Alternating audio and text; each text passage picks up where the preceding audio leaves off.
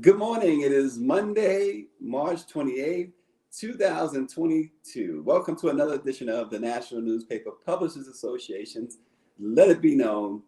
This morning, an assault at the Academy Awards. And although it helped the slow-moving show along, and no doubt ratings and commentary and memes, of course, will only continue to increase, my question is whether there will be long-range consequence for Black actors and the Oscars, or at the Oscars, after Will Smith's startling loss of control and attack on Chris Rock on live television. Also this morning, with the shutting down of the Black News Channel, and some say not so suddenly, as it enjoyed its biggest rating week in the short history of the channel, it's fair to wonder about the future of Black media, the value of Black perspectives in the Black news media spaces, as we've seen more and more, then regardless of the medium or personality, Black news media suffers. Cases in point, there's no BET News anymore, there's no TV One News anymore. Who filled in for Ed Gordon? And we can go on. But we discussed all of that this morning with James Washington of the Atlanta Voice and the Dallas Weekly, James Wright of the Washington Informer, and of course, our peerless Capitol Hill journalist and Burke File host, Lauren Burke. Good morning, guys. Good morning. Well, first up, hey, James, first up, the slap heard round the world. Lauren, I know you were the first I saw who actually tweeted about it, who was talking about it last night, in real time.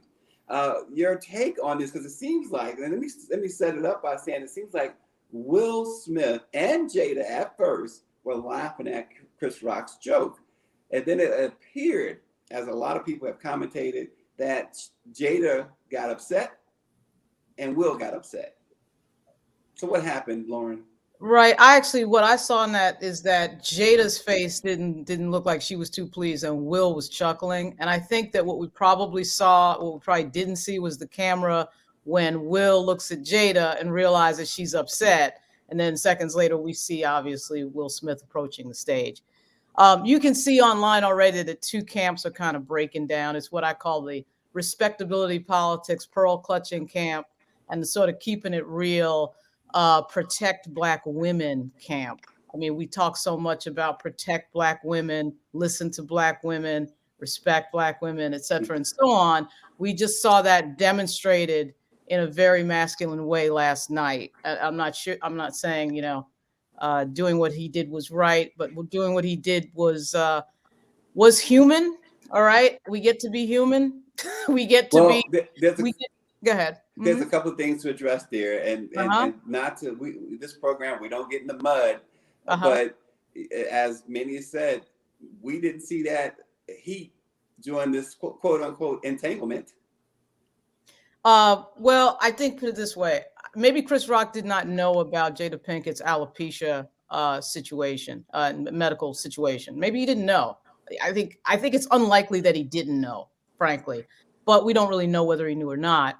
I do think, though, that this is kind of one of these things where, so many people want Will Smith to be a fictional movie character, the fictional hero in a movie. Will Smith is a human being. Human beings make mistakes. They get emotional. And when people are a contradiction of the fantasy, and particularly Black people, and more specifically Black men, people tend to get upset. They want you to be the avatar. And he wasn't. He was a real person. He made a mistake. He got up, and I think made an apology that was just as legend as the first thing he did. And we'll see what happens next. I'm sure he'll be judged differently than if this was the CMA Awards. But what happens next? Well, and people point out, again, I'm reading from social media the hot spot of everything, but they point out he didn't apologize to Chris Rock, and also the question raised, James, and I'll throw this to you, and I see this on a number of timelines. Would he have done that if it was a white comedian? It's funny you bring that up, Stacey, because that's precisely what I did when I went to my Twitter feed. I went to Twitter and I precisely asked that question. If this had been a white comedian, and Will did that, what would have happened? And my next line was, I think we know what would have happened. I think what happened is that, Will just lost it. And people don't realize that these celebrities take a lot of abuse. They take a lot of abuse from people like us. They take abuse from fans. They take abuse from each other. And they're expected just to sit there and smile it through because, and as Lauren said, and not be human, be superhuman. Well, that sometimes that breaks down. I really hated to see this because one black man hitting another black man like that before the world just didn't it's not a good look off very well for me. Yeah, not a good look. Lauren, does this have any potential long-term ramifications? We talk about so much Oscar so white, hashtag Oscar so white. And I saw the Washington Informer tweet, well, Oscar so black tonight. Right. Does this have long-term ramifications? Yeah, it's sort of interesting, of course, that Will Packer produced the show, and this show was meant to be the show that showed diversity. And I saw Robert Patillo, the attorney, tweet Oscar so black. And this is it. Somebody else, it was a politician from Philly that said this is the most Philly thing in the world. And so there's sort of an inside African American joking going on about this, knowing full well, of course, that the Oscars are one of the whitest institutions in the United States. But I don't think there'll be a long-term ramification. And I thought that part of why I don't think that is what he said when he accepted the award for Best Actor. That was sort of the first step in saying, okay, I messed up, which is what I think the Academy really wanted to hear. And I'm not sure it damages him that much that he didn't specifically apologize to Chris Rock. We'll, of course, hear and see more today, but I still think that it's going to be interesting to watch the Protect Black Women crowd. I'll just say that. It's going to be interesting to watch their comments. Yeah, this is one of those things where, again, people say, we can't take y'all nowhere.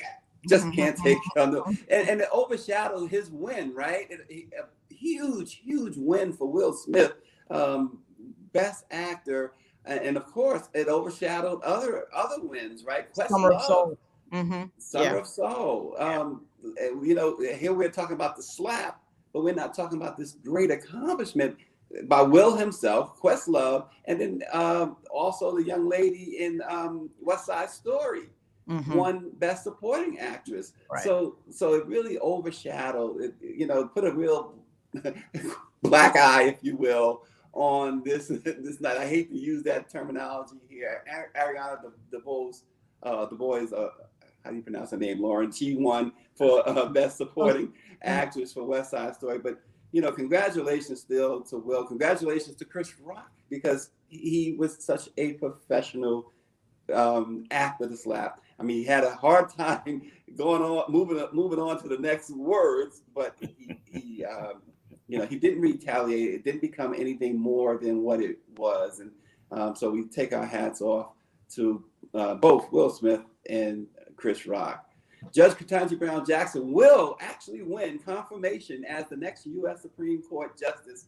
That statement comes on the heels of Senator Joe Manchin declaring that he is going to support the nomination. And it kind of wipes out the speculation that you still had a faction in the Democratic Party that might defect. Lauren, I know you've been watching that extremely close, and I know James has as well. We'll start, of course, with Lauren. Well, we'll see. I will wait for the vote. This crowd, the trust factor. This crowd is very unpredictable. I suspect that it would take a lot for any Democrat to vote against a historic nominee and an unbelievably overqualified, frankly, nominee for this position. If you're voting for Amy Coney Barrett and you're voting for so many others with less qualification, voting against her would make no sense, particularly since it's building out there this feeling that she was treated in a way that was highly disrespectful, regardless of Brett Kavanaugh and anything else, which he had nothing to do with. We'll see what happens. We'll see. I think she will get it, but I'll wait. I'll see it. I'll believe it when I see it. Yeah, James, your thoughts? Senator Manchin said he and I quote, I met with Judge Jackson and evaluated her qualifications to be a Supreme Court justice. After meeting with her, considering her record, and closely monitoring her testimony and questioning before the Senate Judiciary Committee this week, I have determined I intend to vote for her nomination to serve on the U.S. Supreme Court. James, your thoughts? Well, I think that seals the deal, as they say in some political circles. What I hope is that some Republicans wake up and realize and smell the coffee and want to be on the right side of history. I really don't want to go through this dramatic thing of where the vice president's limousine pulls up to the Capitol and Vice President Harris dashes out and runs to the Senate floor and then casts the deciding ballot for Judge Jackson. I hope it doesn't get to that. Yeah, I just wanted to do a little bit of a moonwalk backwards just for 1 second. Claudette Perry, our executive administrator, said that Diddy, we're talking again about Chris Rock and Will Smith. Diddy said it best, let's handle it later like family. And Lon Walls, good morning, Lon. It's good to see Lon watching us this morning. He said he should have confronted Chris at the after party and jacked Chris up. Lon comes in with an epic write-in this morning. Lauren James, the shutting down of the Black News Channel as it enjoyed its biggest week ratings-wise in the short history of the channel. It's fair to wonder about the value of Black perspectives in the Black news media space, as we've seen, as we said at the top, more and more. Let me ask this, Lauren. I'm going to ask you because you work closely with Roland Martin. Does Roland have it right? Roland he's himself. He's his own entity. He's been at the big networks, right? And he's been at TV One. He's Roland Martin, unfiltered. Does he have it right? I think so. Yeah, absolutely, he has it right. I mean, I'm not sure why it's so difficult with the technology that we have now to have your own production going, which used to be completely impossible. When I started in TV, you couldn't do anything of what you can do now. And just with this, you can do a ton. And of course, the screens are getting smaller and smaller and smaller. I think BNC, as Roland pointed out, and he's going to point it again out tonight on a show, they started too big. They started wanting to be as big as CNN or MSNBC and having that look of a fully grown 20-year-old cable station.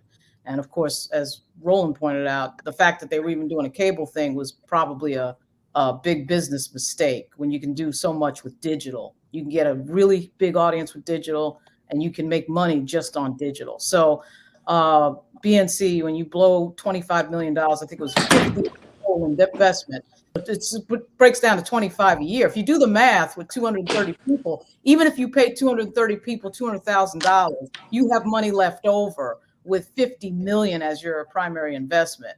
They should be commended, though. I will say, it's hindsight, of course, 2020, but good for JC Watts and the gang for trying to do this. You know what I mean? Most people don't even try to do it, so I give shout out to them, even though it didn't work out.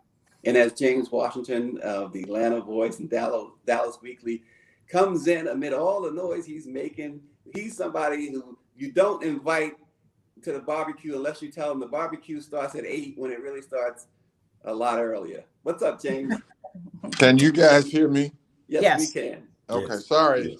I've had some technical difficulties down here. You can't have Black folks. They already started in Georgia to fix our lines. I'm sorry.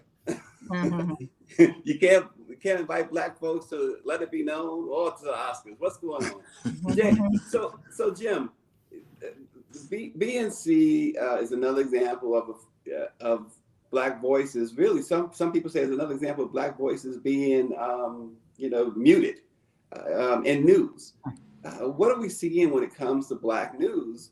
It's particularly when we have no major channel dedicated to Black news, except here we have the Black press, we have Roland Martin, and everybody else they come and go.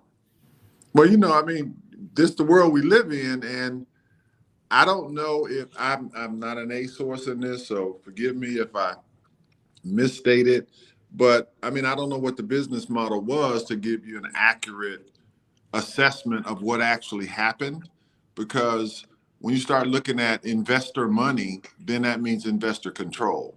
So nobody, I think, would negate the fact that it's needed. The next question is, everything we're hearing is salaries, overhead, etc. But like I think you guys were talking about earlier, it's one of those things where, I mean, what's the real issue here? Is it muting Black voices, or did the business model just not work? And that's kind of what I've got feelers out now trying to figure out what happened with the initial money and the relative inability, if you will. I shouldn't say inability, unwillingness for the quote primary investor to invest until it turned the corner from a profit point of view. This is old radio. This is, ratings, supposedly. Now, I don't know if that's true or not, and that's what we're investigating down here. Yeah, and to that, in that respect, James, right. Lauren talked about the business model, and James Washington said that they're looking into more angles. But do Black news, do Black perspectives get the type of highlights that it should? I mean, do people are Black people taking it for granted? Well, Stacey, I see where you're going with this. And I see that you're trying to say that Black perspectives are not as valued as white perspectives, at least not right now.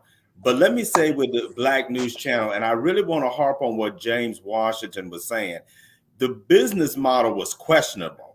I think they started out too fast. They should have started out sort of slower and maybe not had such a large overhead to begin with, maybe something much smaller. This reminds me back in the 1990, 1991, when you had that, and you may remember this, the National Sports Daily that came out, which actually was very popular. But the problem was that the writers like John Feinstein were being paid too much. And that's ultimately why it folded. And that was not Black owned. So I think we have to really look at the Black business model. But I hear what you're saying in terms of Black voices, though. Yeah, and Lauren, when you look at the Black News Channel, the ratings, they weren't getting ratings. They were getting views, right? And views, we're talking, 600 views or 300 views. That there were reports that one episode before the Judge Jackson hearings, they had 250 views. That, Nielsen doesn't even begin to measure you until you get to a certain number, right? So who does that? Do we? Again, I gotta ask. Is it that we're not supporting ourselves? We're not supporting Black media ourselves as Black people. Yeah, I don't think it's our fault that they failed. I mean, we have too many examples of successful Black media, legacy and present day. We over-index on Twitter and all sorts of social media. But I mean, Jet and Ebony and BET and Undefeated and all that, they're in business for a reason. They're in business because Black people pay attention. We also see a lot of new media online. I may agree or not disagree, but Umar Johnson and so many others are getting huge traffic online. People listen to them. And so Black people are interested. One part of the fail of the business model for BNC was there was no real promotion of BNC. I know about BNC because I'm a news junkie and a political junkie, and I'm in the media. I don't think the normal person paid that much attention. That happens with white networks as well. But we got to be real about when you have a network, I don't care who the niche audience is, whether it's African Americans or anybody else, you've got to specifically communicate to those people in a way that isn't happening at CNN or MSNBC. I don't know that they were doing that enough. What I was seeing were the same types of discussions I could have seen on MSNBC with Tiffany Cross and the gang and everybody else. And you got to put some stuff out there to make it something that is answering the question of why am I watching this as opposed to something else. And in the news business, that's not that difficult to do. There's a lot to talk about. Why aren't we talking about the fact that Haiti refugees were treated differently than Ukrainian refugees? That's not something that CNN and MSNBC will bring up. But I just think that business model of wanting to look big and pay all those salaries and have Charles Blow on sank them. So, it comes down to numbers, and Shahid Khan, nobody should be mad at him. He's a businessman.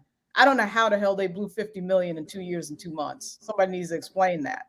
Yeah, James Washington, Lon Walls, who's actually out in San Francisco. He's up real early this morning, like I am in Las Vegas. Lon says, I agree with James. He says, but Lon also said that they did not go where the people are these days. They had absolutely no social media presence.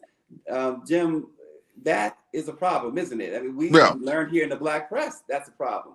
I agree with what Lauren just said, and that is, if you look at it, in today's world, it's not difficult for us to understand how to define success, and how you define success by audience, and more audience.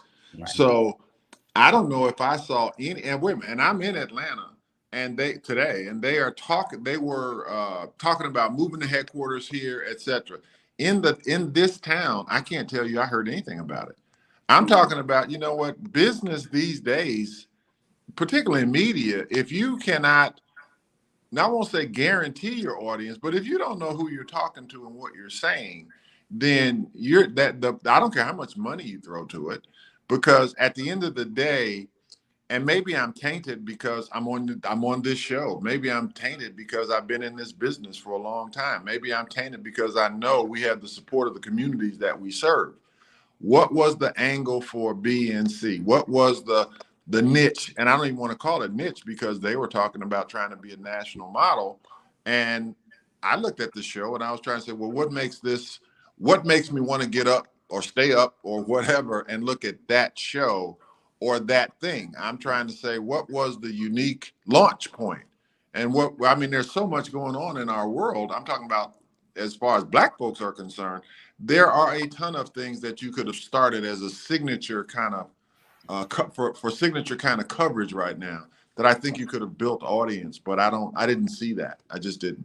Yeah, I want to stay with you for 1 second, Jim Washington, because Angela Connolly talks about the Black conversation, how important that is. And I remember when we started, the NNPA started live streams a couple of years ago. It was you were on the very first live stream, and you in the after green room, as we call it, afterwards said, no matter what, keep doing this. You said, stay the course. You had our backs regardless. So that presence and that Black conversation, right, is part of what you saw anyway, that Black conversation that they wasn't having anywhere else. And I think Lauren alluded to it as well. Talk about the importance of that, because the Black press has been around 195 years with the thought and the basis of pleading our own cause. Well, forgive me for not being on early, but I don't know who said the issue of, I don't know how much of a money issue this was from a business model, but obviously the money issue was not a commitment to continue, a commitment to grow it. I was around when the National Sports Magazine was coming out, and they had X amount of dollars. They were going to spend that money, and they stated that up front. I can't tell you that there was a commitment to the purpose, but I can't tell you what the purpose was either, because I don't know it. It was not marketed to me. Who said that there were a news junkie? Hey, that's me. So I got to look at it. I got to see what's there, and I understand the fronting end of what you were trying to do, who you paid what to quote, be on the show. We had a local anchor here who was a part of that show. Mm-hmm. But at the end of the day, did you have staying power? Was your intent to, be there till the wheels run off? And I mean, $50 million is a lot unless you're a billionaire. So the question is, would another 20 million have worked? Would another 50? I mean, you can regroup and repurpose. I mean, look at where we are right now with this show. I mean, from the point of view of you starting, and I mean this, Stacey, you starting and us saying, okay, what you got to do is continue. I absolutely 100% believe that 6 months from now, you'll be asking me to be on a show and the audience will have grown. What's the difference? Is it our understanding of our market? Is it what we talk about? Is it the voices that you put on? I don't know if that matters, but we're legitimate and authentic. I can't say the voices on BNC were not authentic. I mean, I don't know. And we're all going to be talking about this for a while, because I honestly believe if you've given anybody on this show today $50 million, we got a real good chance of success. Look, Greer, our producer, our great producer, Greer and I are all for y'all giving us $50 million to do this show. All for it, 100%. Lauren, so we look, MSNBC. We think about MSNBC. Al Sharpton show was daily. Now it's just once a week, right? Melissa Harris Perry, whatever happened to her. Ed Gordon went away. Are we putting any emphasis on the Black perspective? Because isn't that what they were for? Isn't that what BET News was for? Isn't that what BNC was supposed to be? Yeah, well, Melissa Harris Perry was an academic show that I think got no ratings. I'm not sure how Black that was. And part of the mistake I think BNC made was not being black enough. And when I see Charles Blow and Mark Lamont Hill, though I like those two guys, they come from a very mainstream media space that is bound to sort of reflect the predictable element of things that we have seen before. And as everybody knows, there's a huge demand on everybody's attention now because of podcasts, because of our cell phones, because of everything. There's a demand for attention, and there's a lot of content coming out of the funnel. So you have to be very deliberate about who your audience is. I think James just said that. You have to be very deliberate about who your audience is. And to me, there's a ton out there that doesn't get covered. Roland Martin is demonstrating that there's an audience for that, and there's an audience for things that are Black that are not being covered and not being paid attention to at all. There are events every year that we all know about, CBC Week, NAACP convention, all this stuff. None of that gets covered by the mainstream media. You could live stream all of that and have a network just off of that live stream. You could have a live stream network just off of free content from Capitol Hill. Okay. Yeah. You could have a show just on the Congressional Black Caucus. So I just feel like the content, the ideas of content are there. And I think BNC was playing it a little bit safe on their content. It seemed like the same old things. Black people, you know. Yeah. Well, David Youngblood says he gets up every morning and to support us, and we certainly appreciate that. We notice it, we recognize it, David. So James, going along with Lauren's comment, is there a shelf life from your point of view? Is there a shelf life for the Black perspective? Yes, there is a shelf life for the Black perspective. And let me tell you why. Because a lot of people really don't want to hear the Black perspective. And I'm talking about non-African Americans. They don't really want to hear what we have to say, as long as we say they want to hear what they want to hear. And those of us in the Black media who are authentic and real don't say that. And they don't want to hear that. So that's why there's a shelf life for the Black perspective. Yeah. And there's one thing that none of us have said yet that I would like to emphasize, and that is ownership makes a difference. Yep. Black ownership makes a difference. And I would submit to anybody who's listening that once that changes, if you will, once what was Black becomes white owned, we become expendable. Now everything that was just stated, it gets into play. Are we saying it the right way? Are we looking the right way? How are feathers being ruffled, etc.? And I think that's why the legitimacy of who we are is maintained, because you know what? Every now and then I get up and I apologize before I say something, because I'm not filtered. You know, on this show, I am not filtered. I tell you this all the time. Say, hey, you sure you want me? Because I don't know what I might say depending on what the subject matter is, and it doesn't really make a difference. The thing that we all have to deal with these days is what's the business model? Because as she said earlier, as Lauren said earlier, you know, there's so much out here to be consumed. You have to really find your spot, your market, who you're talking to, so that people want to hear what you got to say. And I just use this, I know we're running out of time, but I just use this show as an example, because I can't tell you when it started that this is where it would be.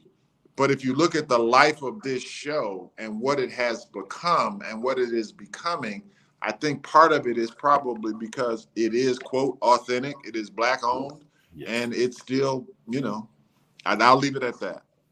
Well, and I tell you what, Jim Washington never lies. He every time we call him, he says just that. You sure you want me? He's gonna say what he's gonna say. Daniela Pierre reminds us, Lauren, when we talk about the NAACP and other conventions, the 113th convention of the NAACP is from July 14th to 20th in Atlantic City. She says we hope to see all Black-owned media outlets in the building. And that's a great point, James. James Wright. I got two James. We got Big Jim, and then we got James Wright, the Denny's connoisseur. I heard that too. James, your final thoughts on this, on the Black perspective, and Black news. I think the final my perspective is that we do, like James Washington said, and Lauren has alluded to, we need Black ownership in media. We need more Black ownership in media, and we need more authentic Black ownership in media, so Black journalists such as ourselves can really tell what's going on in our community. Yeah, and Lauren, I certainly want to give you the last word on this. Well, I'm shocked to hear your ratings. I was trying to have Roland, I was sort of bugging Roland by text, asking him what exactly were BNC ratings. And Stacey, you outlined what they were. I mean, we did a video the other day on Ketanji that was 2 or 3 minutes that got 2,000 views. So I'm shocked to hear that they were under that. That's amazing. That really is amazing stuff. But I think the model can work, but you got to scale up properly, and you got to scale up deliberately and have a proper business plan, which I don't know that they had. Yeah. Well, we're going to continue to plead our own cause here at the Black Press. 195 years old this year. It's really more than something to celebrate. And we tip our hats to Roland Martin as well, because again, as we said at the top, Roland appears to have gotten it right. Thanks everybody for joining us. Jim, hang out for a moment. Don't go anywhere. Mr. Washington, we would like to hang out with you for a few minutes in the green room. So everybody, thanks for joining us. We will see you tomorrow.